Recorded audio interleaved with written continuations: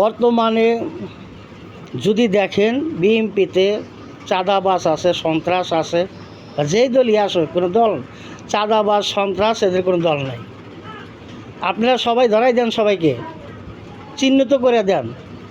বাংলাদেশ অন্তর্বর্তী সরকার শাস্তি দেবার ব্যবস্থা করুক, আপনারা হেল্প করেন।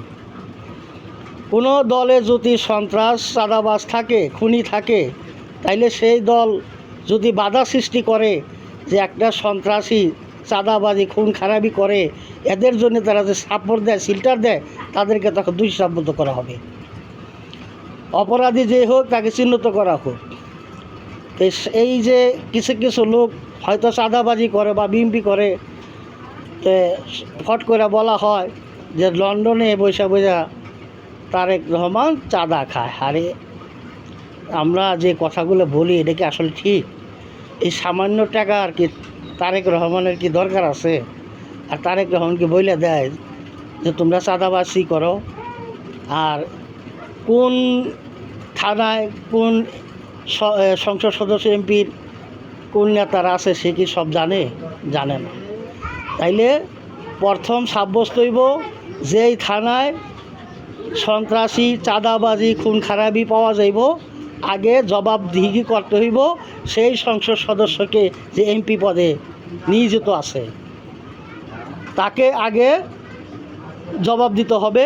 সে যদি জবাব দিতে ব্যর্থ হয়, সে যদি বলে যে না আমার দলের চাঁদা বা সন্ত্রাস যেই থাক আমার কোনো আপত্তি নেই, তাকে শাস্তির ব্যবস্থা করো, তাইলে সে যদি ওই ধরনের মানুষকে বাতিল করে দেয় তাইলে তাকে ক্ষমা করা যায়। আর সে যদি থানায় বা যে কোনো জায়গায় উপরে ওগুলো ফুল দেয় বা ওই চাঁদাবাজি খুন খারাপি এদেরকে সিলটা দেয় বাঁচানোর জন্যে, তখন তাকে একতরফা দাবি এই সংসদ সদস্যকে বাদ করে দাও।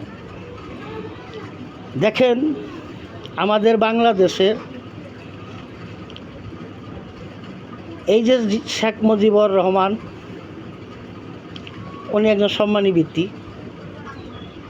যে জাতির জনক বঙ্গবন্ধু তাকে বলা হয়েছে, তাকে এতটা অসম্মানী করা ঠিক না, কারণ তাকে স্মৃতি মুছে দেওয়া ঠিক না। কারণ তার কন্যা যদি ভুল করিয়া থাকে সে শাস্তির আওতায় আইব। বর্তমানে আওয়ামী লীগ সরকারে যে নিয়োজিত আছে যারা, তাদের যদি অপরাধ থাকে তাদের বিচার হবে। কিন্তু যে জাতির জনক বঙ্গবন্ধু যে মারা গেছে তাকে তো অপমান অপদস্থ করা ঠিক না, তার স্মৃতি মুছে দেওয়া ঠিক না। কারণ সে দেশের বাংলাদেশ করার জন্যে সেও যুদ্ধ করছে, সেও একজন ছাত্র ছিলেন। তার কন্যা শেখ হাসিনা এমন এক কাজ করলো, তাকে বাংলাদেশে জাতির পিতা বানায় হেলাইলো, এটাই তার ভুল।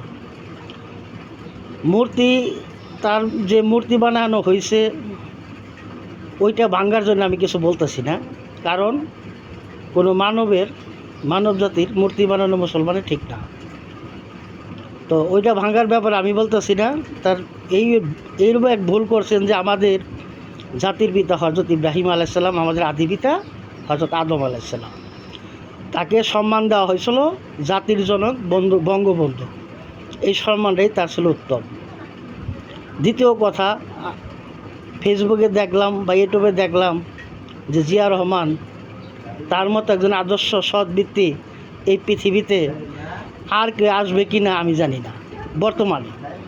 বর্তমানে মানুষ যে লোভ লালসা আছে, এখন শহীদ প্রেসিডেন্ট জিয়া রহমানের মতো যে সৎ আদর্শবান ব্যক্তি এই পৃথিবীতে যে প্রধানমন্ত্রী প্রেসিডেন্ট হয়ে আসবে আমার মনে হয় না।